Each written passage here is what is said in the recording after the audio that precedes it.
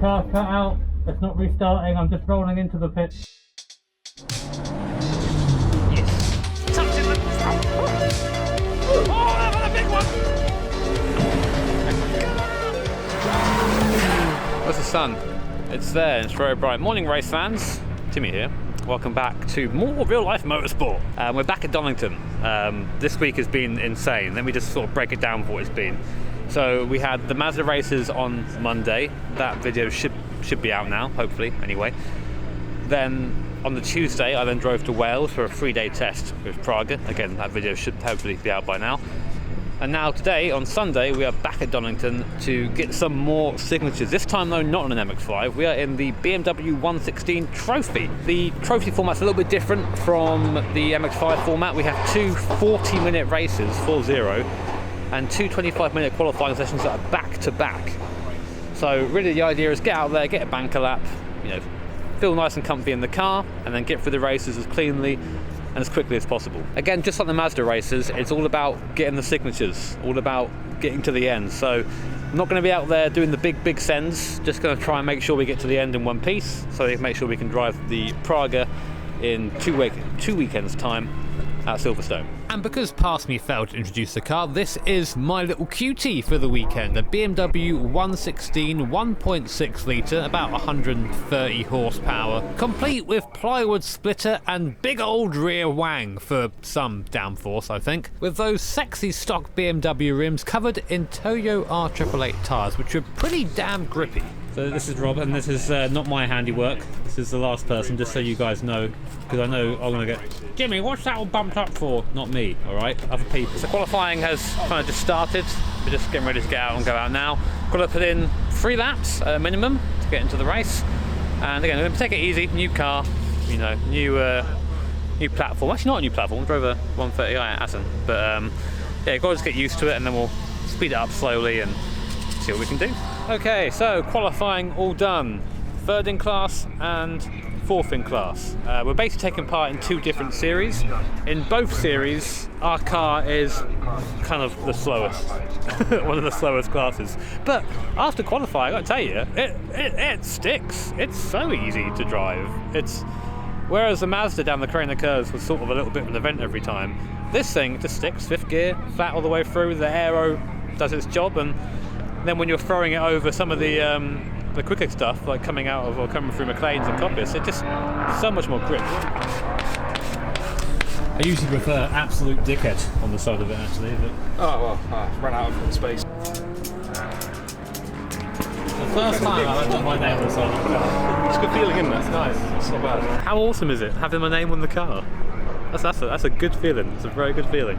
And just like that, here we are on the way to the grid. Now you guys seem to really enjoy the post-commentary stuff last time, so I'm going to give it another crack this time and try and give you an insight to what I was thinking during the race. So first standing start in this car, just trying to make sure I get away cleanly, but straight away look at this absolute mad lad in the MR2, taken to the grass before we even got down the T1. Good way to cause a wreck that. Speaking of, I was quite slow in the T1 because I saw a big cloud of smoke on the right there. Just wanted to make sure I got through cleanly, and you can kind of see by the start just how slow we are in a straight line. This car's strength is really cornering speed and on the brakes. In a straight line, it is just super slow. Now, you might not be able to see it too well from the video footage, which, by the way, I had to sort of save a little bit because it was super overexposed. But that's a lot of rain there on the windscreen, a lot of water there. But that wasn't rain, that was snow. It basically started to snow as soon as the national flag dropped. So I was trying to get used to driving this car the first time on this tyre in the snow, whilst of course doing that with several other people around us. And going down the Craner curves for the second time is kind of hard to see, but you can just kind of make it out on the right there. That isn't actually exposure, that's just fog. That is snow littering the track in front of us. So I was super cautious, super careful on the way down here. See 5th gear almost just rolling down the hill here towards the old hairpin. At this point I'm on the team radio basically saying, help, it's snowing, what do I do? And they're just the response was basically get on with it. So I got on with it and just got my head down and focused on keeping the car on the circuit and started to try and explore some differing lines, really just to try and find out where I could be. And again, this is sort of what the visibility was like. It just kept coming and going through here. I started to notice that in the snow, the power deficit that I had it felt like it was a lot less. I felt like I was able to catch up to the guys a lot more on the brakes and in the corners, although here of course you can see big gap as I wait for the thing to wind up going down the straight. Again, we've only got about 130 horsepower in this thing, so it's really all about momentum and making that time on the brakes. Here we're coming down the Ukrainer curves, and you can see just starting to pull up on the guys in front, a little bit slower through there as well. I think there were some double yellows through at the moment as well, so I was sort of cruising up to the back of them through there. And you can see in front we have a Mini Cooper, and I think that is a Clio of some sort in front as well. These guys were a little bit off the pace, and the reason why I left this footage in was to sort of show the difference in cornering speed between this car and some of the other cars out there. Again, coming down the Ukrainer curves and right now onto the back of this Clio in front. Now, I'd have a little bit of a scrap with this Clio. This Clio was actually in Class C. I was in Class D, which is a class below this. Actually, technically I was there as a guest, but I was in the lowest class. So this car above is a higher class, as we of course avoid a car off to the left there. So I was kind of eager to get by because it looked like he was having a bit of a tough time. The problem is though, when the car's in a higher class, as you get up onto the back of them, you can see, maybe look to try and make a move when you overtake, but just any sort of acceleration zone, you're just left for dust. As we now come through Coppice, I had a kind of a half a look around the outside here, and then you're going to now see the power difference between Class D, this little 130i, sorry, this 116, sorry, and this little Clio down the straight, and I'm just, bugger, alright, I guess I'll just wait then. That was the theme for a lot of this race. Again, here we are coming up now towards McLean's a lap later, and this car on the left is actually in my class as well, but he was having a really, really tough time out there, that BMW. He was really struggling, so just got by him as quick as we could. Don't want to waste any time. I sort of went into iRacing endurance mode here, where I just wanted to try and make my lap times as efficient as possible. I didn't want to be held up by anyone, even if that meant trying to get by this Clio in front of us. So here we are, big braking zone down to Redgate, and now we go down the Ukrainer curves, and the Clio was really, really slow down here. I mean, it was still raining, as you can see in front, a bit of snow still, but I felt I had good grip on the tyres, so I went offline a little bit through here, found it was nice and grippy out there, just sort of slotted the car around the outside, and he let me have it into the old hairpin, which felt pretty sweet, overtaking a car in a class above you on merit, you know. But of course, this is the problem I mentioned before. I got past him thinking like a big old Billy Big Dick, and then looked to the right hand side, I'm up, and yeah, there goes the Clio back again in the straight line. So I was thinking, oh, for God's sake, because when he pulls in front of me there, I have to slow down my braking, I have to slow down everything to follow him through the corner. So again, make sure I got a good exit, got alongside him, and I think he sort of realised, the 37, that he was starting to kind of get in the way a little bit, so he let me have the corner, and that was the last we'd see of the Clio for now, thankfully for me, so I could sort of focus on getting my head down and getting some decent lap times in. That was the thing here for me, really, just getting track time. And again, look at the mirrors there, already diving up the inside the Integra, and this is where we start getting lapped in this race as well. Because I am the slowest car class, there was a lot of that, a lot of me being lapped. In front now is the Porsche Boxster. He is in our class. Again, another car that's very, very quick in a straight line, but I felt that the second driver for them was actually a bit quicker than the first driver who's in the car now. Now right there I'm tapping my helmet because I can't actually hear the pit wall. We installed a radio in my helmet before this race, and it wasn't really working very well. I couldn't hear them at all, and I was asking, when do I pit? When do I come in? With no response. So I was just hoping they could see me just flailing around in the cockpit, Team America style, and there you go, just getting by the Boxster down the hill, another place. And at this point I was P3 in class, so in a podium place in class. Again, just trying to adjust my headset there to try and make sure I can hear the guys going by. Here is a Mark III MX-5 in front of us. Again, the class above us is, I think it's, oh no, it was actually a Class D car, sorry, I thought that was a Class C car. As we go down the back straight here, again, just a power difference. That MX-5 weighs a little bit more than this car does, and then in the middle the Celica just splits us. That was something I was really keeping an eye on down there, just my eyes in the mirror at all times to make sure I wasn't going to get in anyone's way, and there, using the braking capability of this 116, super good on the brakes, ABS as well, you could really hammer it in there, and in the second race you'll see me sort of get more and more confident. But it was time to come into the pits, so I dropped into the pit lane to try and find out what was going on with my headset and with my radio. We can hear you, but we can't communicate with you. Okay. You're doing a spot on job though, mate, okay? Alright. Yeah, I can't hear you. So after 2 minutes of sitting in the pit lane, it was back out onto the circuit again. This race is usually a driver swap race. You can do it on your own, but I still have to make a mandatory pit stop. So about 15 minutes left, and now I come across this Saxo in front. And this Saxo, I caught him fairly quickly coming out the pit lane, which was surprising to me because I think this was another Class C car. And as you can see, in a straight line, leaving me for absolute dead down there. But again, in the braking, in the corners there, even shifting down to third gear to try and anticipate this guy because I knew I'd run into the back of him, taking my usual fourth gear through there. I was just a lot quicker, and those sort of situations are quite frustrating when you're in the lower class, just having to sort of stay behind a guy that's a little bit slower in a class above you because you can't really do anything apart from following around. But in front of us now is another NC MX-5, and I kept this bit in because look, he's actually in a class above, I think, this car in front, and just trying to get by, trying to find his way by. The Saxo though blocking at pretty much every opportunity through there, making it really difficult for the NC to get by despite the obvious difference in pace between the two of them. Coming through now the old hairpin, and I can sense the NC is getting more and more impatient before then the inevitable happened. The Saxo takes the middling line, the NC tries to go around the outside, gets on the dirt, smashes into the side of the Saxo, sends gravel all up into my windscreen. You can see a couple of different cracks there appearing as gravel just smashes into my windscreen. And I'm thinking, right, is this guy in front damaged? Because that was quite heavy contact there, and I'm sort of giving him the benefit of the doubt, and I thought he was going to pit in here, so I slowed down a little bit so I didn't get the overspeed and go on the inside in case I wanted to peel to the left. But no, he kept going, much to my amazement. And in the end, actually ended up starting to pull away from me, despite the fact his car looked like it was crabbing quite severely.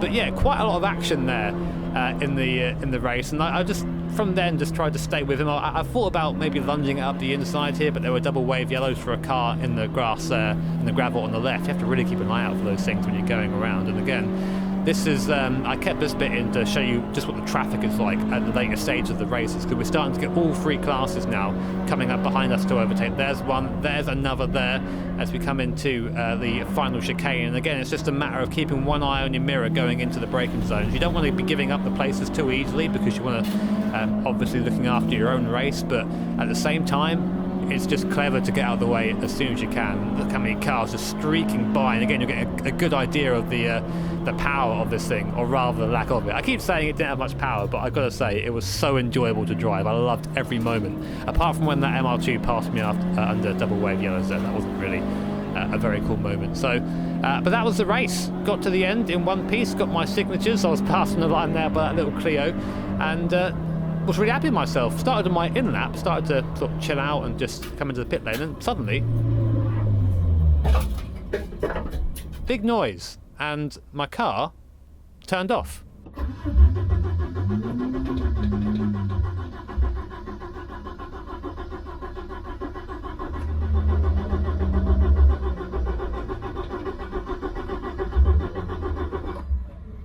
Car cut out, it's not restarting, I'm just rolling into the pits on the other end. And I thought I was stuck at the end of the pit lane until, wait, who the hell is that?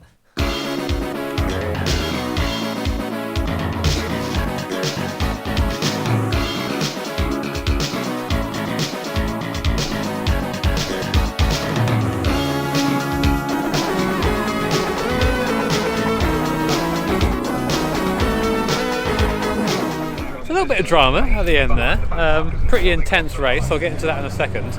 As to why the car cut out, you might notice that it cut out right at the end. Basically, right at the end as I was pulling in, I think I might have run over someone's debris without realising it, and I just took off the fuel line, basically.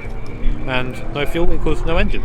Fuel line back on, car fired straight back up again. So all is good, but interesting first race in the trophy. See, not dead. Also, yeah, that's snow again. So yeah, first race was pretty mad. Snow right at the start, which was a little bit scary. I took it really easy there. I didn't really know what the car was going to do on this tyre and that snow. So no regret there at all. But otherwise, yeah, decent race. Came home third in class, made up I think 4 or 5 positions during the race. So did what I needed to do, got the signature, despite cutting out right at the very end. That could have been scary. But yeah, next race in a couple of hours time. It's a lot of a faster grid, as in the cars are faster. So probably going to be towards the back of the field, but it doesn't matter if I am. The whole idea is I just get to the end. Oh my god, this is some proper snow now. Fuck off, England, every time. Anglesey, snow. Donington Monday, snow. Here, snow. Shit off. So I've just been called to the assembly area for race 2. Gonna just get all suited and booted. And yeah, just got to really drive around, get the signature. Then we've got four down, and only 2 to go. So race 2, and this time we're in the Track Day Championship, a bit of a quicker series than the one we did for race 1, and you're going to see what I mean by that as we pull away from the grid here. So lights go out, I've got my foot absolutely buried to the bottom of the bulkhead in the footwell, but unfortunately you can see all the cars just flying away from me in a straight line there down towards T1, even that Fiesta managing to find a gear eventually. Coming down the Craner curves towards the old hairpin for the first time in this 40-minute race, and you can see I try and just narrow that gap a little bit, try and be really late on the brakes, even try a cheeky move around the outside here on the Porsche Boxster, well onto the curb. He does see me, but he doesn't let me back on the circuit. I think he was very, very firmly saying, no, little BMW, you are not taking my place. And that there is the gap at the end of the first lap there. So despite me really chucking this thing around, I was just being pulled away from on the first lap despite my best efforts. And again, onto the straight here, just trying to pick up a little bit of draft from the car in front, just anything to try and hold on to the back of them.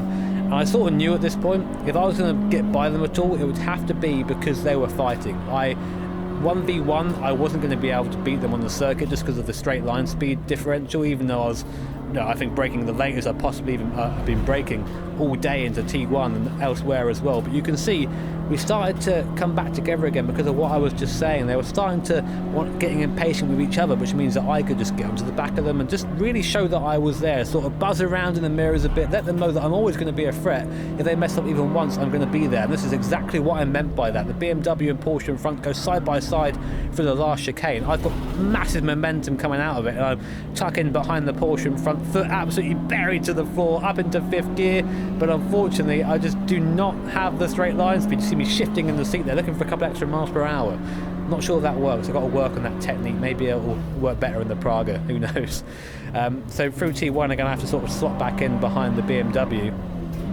And to be honest, you see here through the old hairpin, I do manage to gain quite a few car lengths through there. This is where I was quickest. I was quickest basically through the corners. Everywhere with a sort of high to medium speed corner, this car was actually really quick. I think the wings were actually doing something at this point. I was managing to stay with them. That was my advantage. You can see the guys in front a little bit slower through the corners, but driving really well to be able to sort of offset my advantage, so to speak. So we'll come now through McLean's, and I'm just sort of trying to tuck in behind this BMW, just trying to think about what am I going to do here? What can I do here? I look in my mirror, I'm the last person on the circuit right now.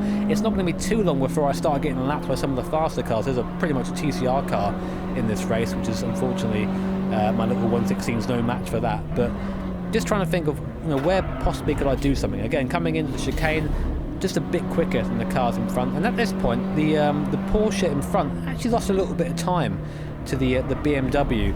I managed to get onto the back of it and get a little bit closer, but ultimately they would start to pull away from me and sort of leave me on my own a little bit. So it was up to me to make my own fun and just try and push for lap time. Speaking of, unfortunately, I don't have much footage from this race because this camera you're watching now kind of died midway through. So here is the fastest lap I could find from the footage. I'm going to take you through a full lap here of Donington at race speed in my little 116 RS, they call it. So look for the left-hand side, that's our braking zone. We're going to brake just as the pit lane disappears on the left, chuck the car to the inside, use all the curb there, and then just try and straight line the car and exit, open the steering as quick as possible to try and minimise any friction of the tyres. Then we hug the inside here down the Craner curves. We can take the shortest line because we're not going fast enough to have to take a different line.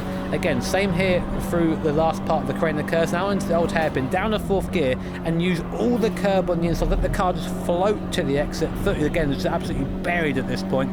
Now you can run 4th gear up here, but you're buzzing the rev limiter, so I opt to go for 5th just to try and keep the car healthy. It's a longer race after all, and I've got to get to the end of it, and also it means that I can use 4th to rotate the car here into McLean's. Again, just hooking the car up on the curb, letting it drift nice and easy out to the outside, just focusing on carrying as much speed as possible and just scrubbing off as little as possible. And again, Coppice is a really good example of that, because I go a little bit wide and exit here, but I'm carrying that speed. There's not really any tyre scrub, just letting the car do the work. And now we go down the back straight. This is a bit of a break for you, really. You can sort of look around and see what the marshals socials are doing. Check out your social medias. Into 5th gear, but you can brake so late here. So over the crest and then hammer the ABS, 4th gear, chuck the car to the inside here. You can really abuse the curbs on each side, and that's a lap there of Donington in the BMW 116. And I've got to say, the car is just amazing to drive. If you ever want to drive a really well put together 116 with a really friendly team, the guys at 4040 definitely worth checking out if you want to get behind the wheel yourself.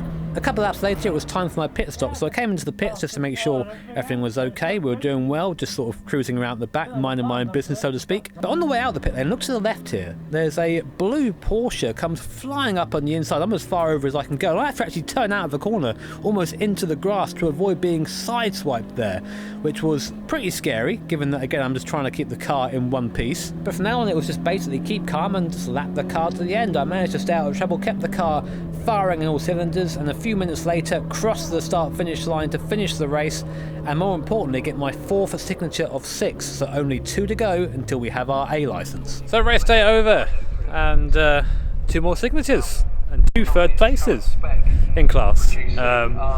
As you can see from the footage, you know, the car was just an absolute monster through every corner, but just didn't have anything on the straight. So I did say that second race was going to be a bit more driving around the back. It definitely was, but it was still a ton of fun. I can't tell you how fun, you know, a car of 130 horsepower and semi-slicks and a couple of wings on is just amazing. Awesome time. So big thanks to the guys at 4040 for looking after me, and yeah, next up Cadwell for hopefully my 2 final signatures, which means A licence, which means Praga, baby. It's going well. So we just got a bit of an update.